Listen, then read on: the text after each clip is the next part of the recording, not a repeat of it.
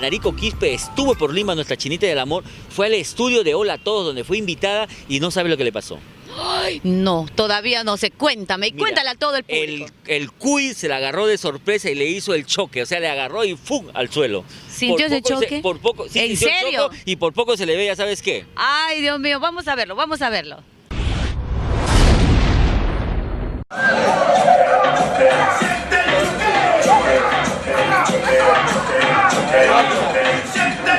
¿Qué tal el Cuy? ¿Qué tal el Cuy? Estaba sabroso.